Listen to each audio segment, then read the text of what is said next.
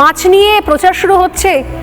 আজকে তো না জামাই ষষ্ঠী না বাঙালির গায়ে হলুদ, আপনারাও তো মাছ নিয়ে পাল্টা প্রচার করছেন। মনে হচ্ছে না তৃণমূল কংগ্রেসের যে ফেক ন্যারেটিভ, যাদের কাছে কিচ্ছু নেই, সেই ন্যারেটিভে আপনারাও পা দিচ্ছেন, পা মেলাচ্ছেন? না, পা মেলানোর কোনো ব্যাপার নেই। তার আগে আমি সমস্ত বাংলাভাষী মানুষকে, সমস্ত ভারতীয়কেও আমি শুভ নববর্ষের প্রীতি এবং শুভেচ্ছা জানাচ্ছি। শুভনন্দন আমিও জানাতে পারলাম না।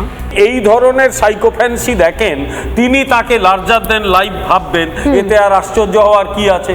তিনি লিখবেনই আমি তোমার গাধা, তোমার হৃদয়ের মাঝখানে দড়ি দিয়ে বাঁধা, আর সবাই সেটাকে আবৃত্তি করবে। তিনি বলবেন কি দারুণ আমি কবিতা লিখেছি। তিনি লিখবেন আমি হাঁটি, আমার মাথা হাঁটে, আমার কান হাঁটে, আমার গাল হাঁটে, আমার দাঁত হাঁটে, সবাই বলবে আহা কি কবিতা। উনি বলবেন দারুণ কবিতা। একটা লোককে তো দরকার ছিল নীরেন্দ্রনাথ চক্রবর্তীর ভাষায়, সেই ছেলেটিকে খুঁজে আনো যে বলবে রাজা তোর কাপড় কোথায়। সেই ছেলেটিকে তো পাওয়া যাচ্ছে না।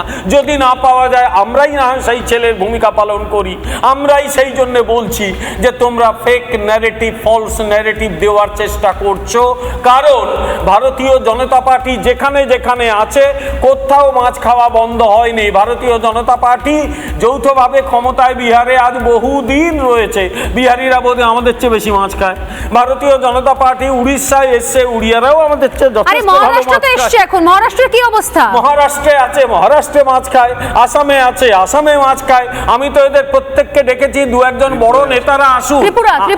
ত্রিপুরা আমি প্রত্যেককে ডাকছি। আমার ভারতীয় জনতা পার্টির সল্টলেকের দপ্তরে আমরা এখন নির্বাচনে কাজকর্ম করছি। আসুন আমার ক্যান্টিনে, আমি পকেটের পয়সা দিয়ে আপনাদের কয়েকজনকে খাইয়ে দেবো। এটা তো ইস্যুই নয়, নন ইস্যু। আসলে নন ইস্যুটাকে ইস্যু করা হচ্ছে কেন? কারণ এরা উঠে গেছে, এরা হারতে চলেছে। ফলে বাঙালি অবাঙালি এই ধরনের কুৎসিত রাজনীতি এরা করছে।